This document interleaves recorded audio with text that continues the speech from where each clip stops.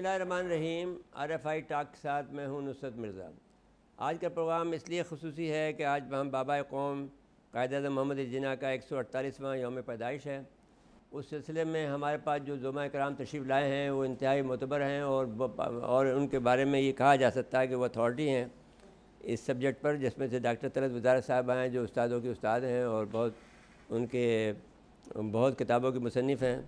پھر ان کے ساتھ تشریف فرمائے ڈاکٹر محمد علی شیخ صاحب جو کہ سابق وائس چانسلر ہیں سندھ مدرسۃ الاسلام کی، بڑی تاریخ ہے ان کی۔ سندھ مدرسۃ الاسلام میں انہوں نے ہمیں کئی دفعہ بلایا، کئی مواقع پر، میں نے ایک موقع پر تو انہوں نے ہمیں ایک پروگرام میں تقریر کرنے کا بھی موقع دیا۔ دوسرے ساتھ جو ہمارے برادر محترم بہت عزیز ہیں ہمارے ڈاکٹر ریاض احمد شیخ صاحب ہیں جو کہ زیبس کے جو ہے ڈین ہیں اور سوشل سائنسز کے اور بہت سے اداروں کے، لیکن ایک بہترین شخصیت ہیں، ایک بہت پاپولر شخصیت ہیں، ایک بہت یعنی لوگوں کے اندر جو ہے بہت مقبولیت ہے ان کی۔ تو میں آپ تینوں ہماری بہن کا شکریہ ادا کرتا ہوں، اپنے دونوں بھائیوں کا شکریہ ادا کرتا ہوں۔ اس کے بعد میں موضوع پہ آتا ہوں۔ دیکھیے، پاکستان کو بنے ہوئے ایک تو ڈاکٹر محمد علی شیخ صاحب کا تو یہ طرہ امتیاز ہے کہ ان کے یونیورسٹی میں یا ان کے کالج میں یا ان کے اسکول میں قائد اعظم محمد علی جناح خود پڑھے، تو جو ان کو ممتاز کرتی ہے ہم سب لوگوں سے کہ جس ادارے کے یہ سربراہ رہے ہیں۔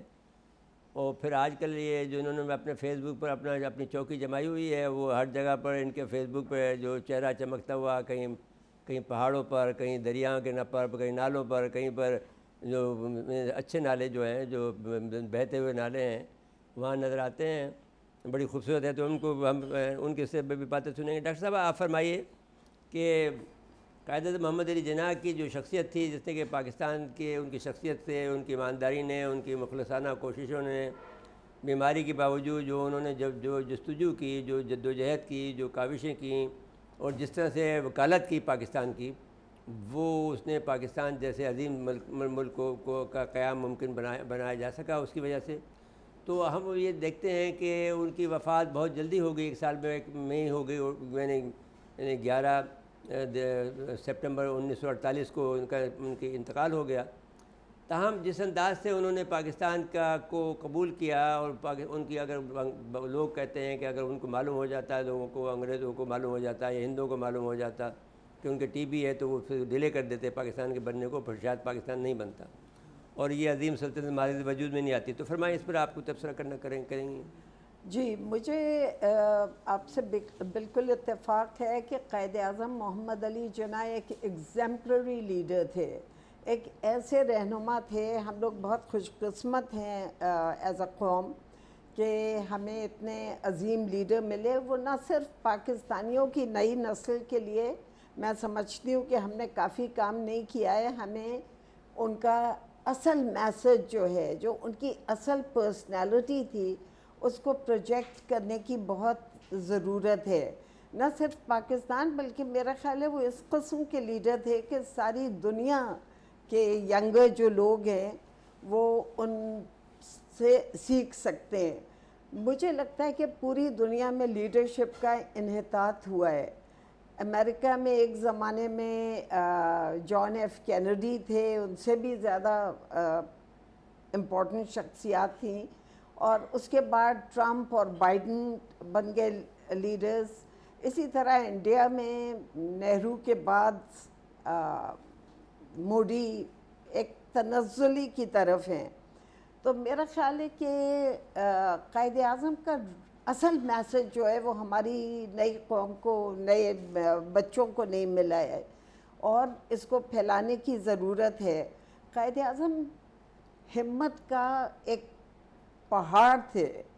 میں ایک نئی ٹرم انٹروڈیوس کر رہی ہوں۔ وہ ایک ان کے جو ہمت تھی، استقلال تھا، وہ ایک چٹان کی طرح تھا، اور انہوں نے بہت لگن سے، بہت محنت سے کام کیا۔ یہ میں نے بھی سنا ہے، لوگوں کا خیال ہے کہ اگر وہ لوگوں کو پتہ چل جاتا کہ ان کے پاس اتنا کم وقت رہ گیا ہے تو شاید ہماری تاریخ مختلف ہوتی، لیکن میں سمجھتی ہوں کہ وہ اتنا شعور پیدا کر چکے تھے قوم میں کہ غالباً کسی کے بس میں نہیں تھا کہ اس کے بعد وہ پاکستان موومنٹ کو روک سکتے۔ لیکن ان کی شخصیت بہت قداور تھی۔ کاش کہ وہ کچھ زندہ رہ جاتے پاکستان میں، کچھ ان کا، تو پاکستان میرا خیال ہے بہت مستحکم بنیادوں پر معرض وجود میں آتا. اب جو تھوڑی کمزوریاں ہمیں نظر آتی ہیں شاید وہ نہ ہوتی، لیکن میں سوچتی ہوں کہ اگر انگریزوں کو اور کانگریس کو پتہ بھی چل جاتا کہ قائد اعظم کے پاس بہت تھوڑا وقت بچا ہے، تب بھی وہ پاکستان موومنٹ کو روک نہیں سکتے تھے. جی بہت شکریہ. میں ڈاکٹر محمد علی شیخ شیخ صاحب کے پاس جانا چاہتا ہوں. فرمائیے ڈاکٹر شیخ صاحب. آپ کا تو ترہ امتیاز جیسا کہ میں نے بیان کیا کہ یہ ہے کہ آپ قائد اعظم محمد علی جناح جیسا عظیم شخصیت آپ کے مدرسے میں پڑھا، گو آپ سے اس حوالے سے تو کوئی تعلق نہیں کہ آپ نے ان کو پڑھایا، بلکہ یہ ضرور تعلق ہے اس ادارے کے آپ سربراہ رہے ہیں اور اتنے عرصے طویل عرصے تک رہے ہیں جو شاید کسی اور کے حصے میں نہیں آیا ہو. تو اس پر آپ قائد اعظم محمد علی جناح پر میں آپ کو کھلا چھوڑتا ہوں اس معاملے میں گفتگو کرنے کے لیے کہ جو بھی آپ کہنا چاہتے ہیں آپ دل کھول کے آپ کہہ دیجیے. بالکل. مرزا صاحب، سب سے پہلے تو آپ نے جو انٹرو میں فرمایا کہ سوشل میڈیا پہ میرا چہرہ چمکتا ہے تو میں یہ عرض کرنا چاہتا ہوں کہ اگر آپ دیکھیں مجھ سے زیادہ قائد اعظم کا چہرہ، کیونکہ میں ان کے متعلق جب بھی کوئی بات ہوتی ہے، کوئی غلط بات کوئی آدمی کرتا ہے تو میں اس کی تصحیح اپنے سوشل میڈیا اکاؤنٹس کے ذریعے سے کرتا ہوں. قائد اعظم محمد علی جناح، جیسے ڈاکٹر صاحبہ نے کہا کہ بہت عظیم شخصیت تھے، اور ایسی شخصیات صدیوں میں ایک مرتبہ پیدا ہوتی ہیں. ہم خوش نصیب ہیں کہ ہمیں ایسا قائد ملا. قائد کی اگر زندگی کو اگر ابتدائی کچھ میں آپ کو اس کو بتاؤں اور اس کے بعد پھر ان کی اہمیت کیا تھی اور پاکستان موومنٹ میں کس طرح سے انہوں نے کردار ادا کیا، تو یہ ہم سب جانتے ہیں کہ قائد اعظم ایک متوسط فیملی سے تعلق رکھتے تھے، اور 7 بہن بھائی تھے. کل ملا کے 4 بہنیں تھیں، 3 بھائی تھے، اور ان کے والد، ان کی والدہ اور ایک ان کی بوا رشتہ دار خاتون. 10 لوگ رہتے تھے. 2 کمروں کا اپارٹمنٹ تھا، وزیر مینشن. اس میں اگر آپ ان کا دیکھیں تو اس سے آپ یہ نہیں کہہ سکتے کہ ان کو کوئی وہ سونے کا نوالا لے کے پیدا ہوئے تھے. ایک متوسط طبقے سے تعلق رکھتے تھے. انہوں نے اسٹرگل کی. تعلیم. ایک بات تو یہ کہنا چاہیے، میں ڈاکٹر صاحب میں اس کو انجوائے کرتے ہوئے جی، میں یہ کہتا ہوں کہ یہ کراچی کو بڑا ایک اعزاز حاصل ہے، اور اس کی خوش قسمتی ہے کہ قائد اعظم جیسا ایک عظیم لیڈر یہاں پیدا ہوا، چاہے وہ کس گھر میں بھی 2 کمرے کے گھر میں پیدا ہوا ہو. جی، لیکن that look to the main calibre, کہ کیا کس کیلیبر کے آدمی تھا کہ جس نے انگریزوں سے بھی ٹکر لی، ہندوؤں سے بھی ٹکر لی اور ایک ملک کو کا قیام لے آئے. جی، تو اس حوالے سے قائد اعظم کا وزیر مینشن میں، اور وہ کمٹمنٹ ان کی اپنی پڑھائی کے ساتھ، سب سے زیادہ میں کریڈٹ ہمیشہ دیتا ہوں ان کی والدہ کو. اگر آپ فاطمہ جناح کی کتاب مائی بردر پڑھیں تو اس میں وہ بتاتی ہیں کہ بچپن سے جو قائد اعظم کی والدہ تھیں وہ بار بار ان کے ذہن میں یہ بات ڈالتی تھیں کہ تم ایک عظیم انسان بنو گے، ایک عظیم کام کرو گے. یہ بار بار ان کو وہ دہراتی رہتی ہیں. اور فاطمہ جناح کہتی ہیں کہ حالانکہ ہم 7 بہن بھائی تھے، لیکن ان کی توجہ محمد علی جناح پہ، بڑے بھائی پہ سب سے زیادہ تھی. وہ کتنے کمٹڈ تھے اس کا ہیکٹر بولیتو نے اپنی کتاب میں ذکر کیا ہے. انہوں نے انٹرویوز کیے کیونکہ جناح صاحب کی وفات کے فوراً بعد وہ کتاب آئی تھی. ان کی جو رشتہ دار ان کے ساتھ رہتی تھیں، انہوں نے واقعہ ہیکٹر بولیتو کو بتایا کہ ایک رات کو دیر ہو گئی تھی، ہم سب سو رہے تھے، تو محمد علی جناح ایک لیمپ، کیوں ابھی بجلی نہیں آئی تھی، وہ تیل کے لیمپس چلتے تھے، وہ لگا کے اور پڑھ رہے تھے. اور انہوں نے ایک گتے کا ٹکڑا بڑا سا لے کے وہ اس طرح سے لگایا تھا اپنی ٹیبل کے ساتھ کہ ہمارے آنکھوں کو روشنی نہ پڑے اس لیمپ کی، تاکہ ہم سوتے رہیں. تو اس نے کہا کہ جب بڑی دیر ہو گئی تو میں اٹھ کے گئی اور اس کو میں نے کہا کہ محمد علی، اتنی رات ہو گئی ہے، تم ابھی تک پڑھ رہے ہو، اب تو سو جاؤ. تو اس نے کہا کہ بوا، اگر میں محنت نہیں کروں گا تو میں بڑا آدمی کیسے بنوں گا. یہ ان کی کمٹمنٹ تھی. ان مراحل سے طے ہوتے ہوئے، اور اب آپ دیکھیے کہ ان کا کریکٹر یہ شروع دن سے اگر آپ اس کا جائزہ لیتے ہیں. ان کی شادی ہوتی ہے امی بائی کے ساتھ، 10 مہینے کے بعد ان کا ولایت جانا ہوتا ہے اور پیچھے ان کا انتقال ہوتا ہے. لیکن امی بائی کی شادی سے لے کے رتی بائی کے ساتھ شادی تک 25 سال کا عرصہ ہے. 25 سال میں آپ قائد اعظم کا کوئی اسکینڈل، کوئی ریلیشنشپ کسی اور عورت کے ساتھ لندن میں، کراچی میں اور بمبے میں آپ کو نہیں سنائی دیتا. یعنی نوجوان ہیں، ان کا تقریباً 5 فٹ 11.5 انچ قد تھا، یعنی 6 فٹ کے قریب، بڑے ہینڈسم اور بہت کماتے تھے، پیسہ تھا ان کے پاس، لیکن اس کے باوجود کریکٹر ان کا یہ تھا. جو پاکستان کے حوالے سے بات آئی ہے اس میں دیکھیں کئی چیزیں ہیں. ایک تو یہ کہ جو پاکستان کا نظریہ تھا، اگر اس کی آپ تاریخ دیکھیں گے تو وہ ابتدا تو علامہ اقبال نے نظریہ پاکستان پیش کیا، جس میں انہوں نے الہ آباد کا جو خطبہ تھا 1930 کا، اور اس کے بعد چودھری رحمت علی. اس وقت تک ابھی قائد اعظم کو یہ امید تھی کہ غالباً متحدہ ہندوستان میں ہم مسلمانوں کے لیے جو پروٹیکشنز ہیں وہ لے کے اور ہم ایک ہی ملک میں رہ سکتے ہیں. اور 1930 میں 29 میں بلکہ وہ اتنے بدل ہو گئے ڈویژنس کے ساتھ کہ وہ یہاں چھوڑ کے 1930 میں انگلینڈ چلے گئے. 4 سال انہوں نے وہاں پر پریکٹکس کی. یہاں سے علامہ اقبال اور جو دوسرے مسلم زعماء تھے وہ ان کو کنونس کرتے رہے کہ آپ واپس آئیں، کیونکہ پورے ہندوستان میں کوئی ایسا مسلمان لیڈر نہیں تھا جو کہ ان کا جو ویکیوم تھا وہ فل کر سکتا. اور اس کے بعد انہی کے اسرار پہ، اور بڑی زبردست اگر آپ ان کا دیکھیں، 15 ایکڑ پہ محیط ان کی اسٹیٹ تھی لندن کے سبربس میں جہاں پر وہ رہتے تھے، اور انگریز ان کے ڈرائیور ہیں، خانسامہ ہیں. بہت بڑی زبردست زندگی. دینا ان کے ساتھ تھیں اور فاطمہ جناح صاحبہ ان کے ساتھ تھیں.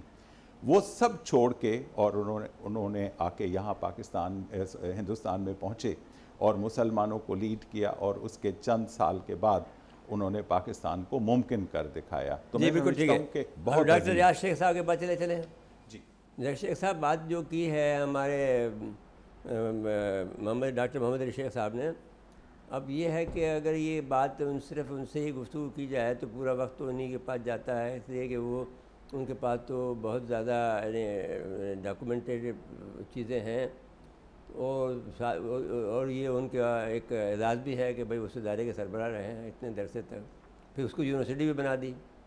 تو اب اس کو ہم آگے جب بڑھاتے ہیں تو اگرچہ ڈیفیکلٹی ہوگی، لیکن ہم یہ پوچھنا چاہتے ہیں کہ اس قائد اعظم نے جس نے جو خواب دیکھا تھا، یہاں آپ کا علم اور آپ کی دانش کی ہمیں بڑی سخت ضرورت ہے کہ یہ بتائیے کہ جو خواب دیکھا تھا وہ خواب تو بظاہر تکمیل ہوتا ہوا نظر نہیں آیا، بلکہ ایک تو جو نظریہ تھا وہ نظریے کوئی بھی زک پہنچی جب 71 کا واقعہ ہوا، جب عدم مشرقی پاکستان ہوا. ایک دوسری بات یہ ہوئی کہ جو بھی خواب دیکھا تھا وہ سارے یعنی یہاں پر تو انصاف کا اور سچائی کا، انہوں نے اپنے کلکتہ کی تقریر میں کہا کہ میں یہ پاکستانی لوگوں کو نہیں بنا رہا ہوں جو پیٹ بھر رہے ہوئے ہیں، موٹے پیٹ ہیں اور کھاتے ہیں، اور تو میں تو غریبوں کے لیے ملک بنا رہا ہوں.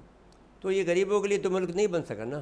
اب شیخ صاحب فرمائیں. جی بالکل آپ نے ٹھیک کہا. پہلی بات تو یہ ہے کہ جناح صاحب ایک سیکولر نیشنلسٹ لیڈر تھے، وہ کانگریس کے صدر بھی رہے، اور 1929 تک جس طرح ڈاکٹر صاحب نے بات کی کہ جب تک نہرو رپورٹ نہ آئی، موتی لال نہرو کی رپورٹ نہ آئی، اس وقت تک وہ یونائٹڈ انڈیا کے حق میں تھے کہ مسلمان اس کے اندر رہیں. تو ان کی پولیٹکس اسی طرح سے تھی. اس دوران اگر آپ دیکھیں کہ وہ جو آپ نے بات کی کہ جی غریب کے لیے، تو اس وقت انہوں نے ہندوستان کے غریب کے لیے بات کی. جناح صاحب وہ آدمی تھے جو کہ بامبے کے اندر جو ٹانگے والوں کی ایسوسیشن تھی اس کے اعزازی صدر بنے تھے. یہ مطلب بہت بڑی بات تھی. اور 1926 میں انہوں نے پہلی مرتبہ جو ہندوستان کے اندر جو منیمم ویجز تھی اس وقت بات کی تھی، وہ جو لیجسلیٹو اسمبلی کے اندر. تو ایک ان کا تصور موجود تھا، کیونکہ جس طرح ڈاکٹر صاحب نے بات کی کہ ایک اس گھرانے سے آئے تھے جہاں سے ان کو احساس تھا کہ لوگ کس طرح سے اپنی محرومیت سے آگے کی طرف بڑھنے کا معاملہ. تو یہ تو پہلے ان کے ذہن کا موجود تھا.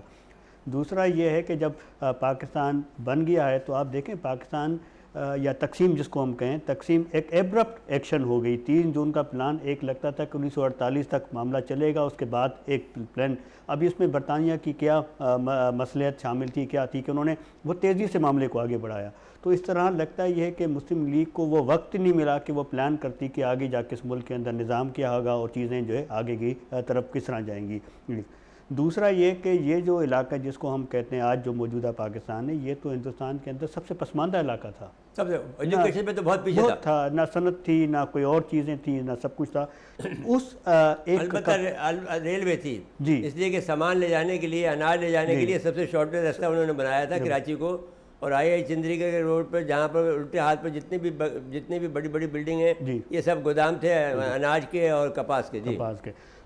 تو نہ تو یہاں نہ تو وہ اس طرح ٹریڈ تھا، نہ تو انڈسٹری تھی، اور فیوڈلزم بہت اسٹرانگ تھا، ٹرائبلزم اسٹرانگ تھا، اور الٹیمیٹلی وہی ووٹ بینک تھا. تو اب یہ ہمیں ذہن میں رکھنا پڑے گا کہ جناح صاحب کو نہ وہ وقت ملا کہ اس سسٹم کو توڑ سکے جو صدیوں کا پرانا فرسودہ نظام تھا. جب وہ فرسودہ نظام ٹوٹ نہیں سکا تو الٹیمیٹلی جناح کے جانے کے بعد اتنی بڑی کوئی قداور شخصیت موجود نہیں تھی کہ جو کہ ان ساری جو ریٹروگیٹو فورسز جس کو ہم کہیں گے پسماندہ فورسز ہیں، چاہے وہ ٹرائبل صورت میں چاہے جو جاگیردارانہ صورت میں، ان کو چیلنج دے سکتے. ابھی شیخ صاحب ابھی بھی تو یہ پوزیشن نہیں ہے کہ آپ ابھی بھی تو ہم یہ تو نہیں کہہ سکتے کہ جناح کے پاکستان میں رہتے ہیں. جی بالکل. اب کیوں جناح کا پاکستان تو وہ تھا جو انہوں نے 11 اگست کی ایک تقریر کی اور انہوں نے کہا کہ پاکستان ایک پروگریسو پاکستان ہوگا کیا. انہوں نے کہا کہ جی پاکستان کوئی ہی جو ہے وہ کنزرویٹو اسٹیٹ نہیں ہوگی، پاکستان کے اندر ہر شخص ایک برابر کا شہری ہوگا. اس کے اب میں کہنا چاہتا ہوں یہ ہوں کہ پھر یہ کیا آپ تو اب استاد ہیں، ابھی آپ کے پاس بڑی طاقت ہے، اپنے بچے ہیں جو جب ہم بچے ہوتے تھے تو ہم دوسرے دن جھنڈا لے کے باہر نکل آتے تھے اور ہنگامہ کھڑا کر دیتے تھے. تو اب یہ کیا ہوا ہے بچوں کو کہ ہمارے بچے کو اب نہیں باہر نکلتے، نہ کوئی اتنا سپریشن ہے بچوں میں؟ جی اس میں دیکھیں نا، یہ پچھلے 30-40 سال کے اندر جس قسم سے قوم کو ڈیوائیڈ کیا گیا ہے، چاہے وہ مذہبی بنیادوں پر. یہ کہا جا رہا ہے کہ بریک لے لیں تو آپ اجازت دیں تو بریک لے لیتے ہیں، لیکن آپ سے ہی بات شروع کریں گے. ناظرین کرام یہ لیتے ہیں بریک، اور بریک کے بعد حاضر خدمت ہوتے ہیں.